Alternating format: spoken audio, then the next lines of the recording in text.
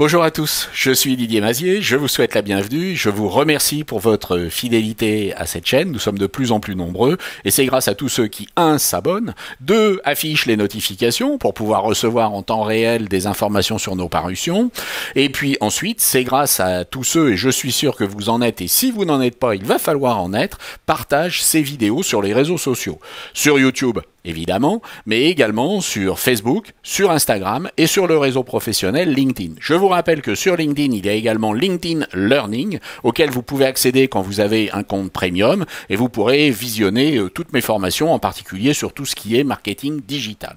Alors cette semaine, à la demande générale, et puis à la demande de Jean-Claude également, nous allons voir comment traiter la question de la profondeur de champ, de la 3D, sur les images que nous allons mettre en ligne sur les réseaux sociaux, notamment sur Facebook. Mettons-nous au travail dès à présent.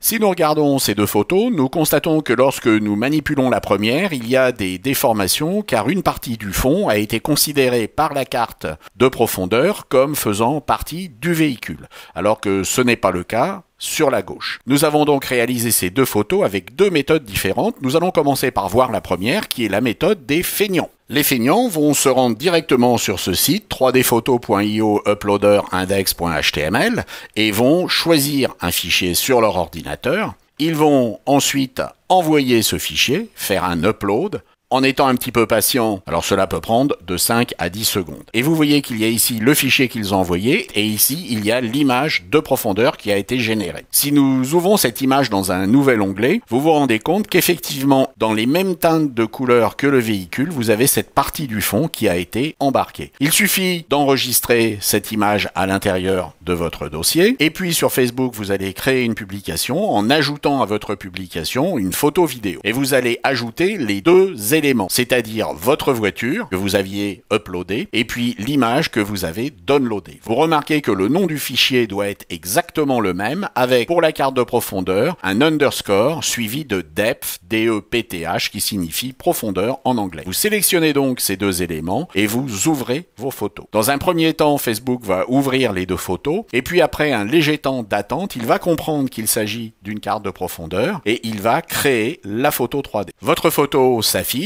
et vous allez pouvoir vérifier comment il fonctionne. Il ne vous restera qu'à publier votre post. Alors maintenant que nous avons vu la méthode de feignant, nous allons voir la méthode des professionnels qui veulent travailler avec Photoshop. Sur Photoshop, le principe est le même, sauf que quelque part, il est beaucoup plus simple car nous n'allons pas travailler avec des couleurs, mais avec ici des niveaux de gris. Donc nous avons notre image d'arrière-plan et nous allons sélectionner les différents éléments, c'est-à-dire le véhicule, peut-être le sol, et puis le premier plan, et puis enfin l'arrière-plan. Et nous allons ensuite remplir ces différentes zones avec des gris qui vont être différents. Nous allons partir ici du plus clair vers le véhicule qui est au premier plan et puis progressivement nous allons augmenter la densité. Pratiquement comment faire? Eh bien nous allons travailler dans un premier temps avec des sélections. Comme toujours, il y a plusieurs manières de procéder. On peut tout à fait utiliser l'outil qui va nous permettre de sélectionner un sujet et puis nous allons ici choisir lasso et non pas rectangle et nous allons pouvoir sur le calque du fond, faire le tour du véhicule de manière à sélectionner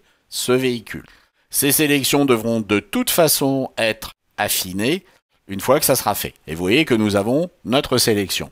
Une fois que nous avons notre sélection, nous pouvons créer un nouveau calque et nous pouvons sur ce nouveau calque remplir la sélection avec du gris clair. Et nous allons pouvoir commencer par exemple avec ce genre de gris. Alors bien entendu, il est recommandé de conserver ces sélections, de les enregistrer. Via le menu sélection, vous pouvez toujours enregistrer les sélections, c'est-à-dire les mémoriser, et puis vous pourrez ensuite les récupérer. C'est un travail qui va vous demander quand même un certain temps, et une fois que vous aurez terminé ce travail, vous obtiendrez quelque chose de ce genre, vous aurez votre arrière-plan, et puis votre carte de profondeur. Dans un premier temps, je vais exporter mon image au format JPEG. Ça peut être une exportation rapide au format JPEG, vous pouvez également faire exporter sous. Et donc vous allez exporter votre image. Une fois que votre image aura été exportée, vous allez exporter la carte de profondeur avec la même méthode, fichier, exportation par exemple rapide au format JPEG. Et là vous allez donner exactement le même nom de fichier, underscore depth, et puis vous allez enregistrer votre carte de profondeur. La procédure d'envoi sur Facebook est exactement la même qu'avec la méthode de feignant, sauf que ici, au lieu de travailler avec l'intelligence artificielle, eh bien vous aurez fait travailler votre propre intelligence. J'espère que cela vous a intéressé,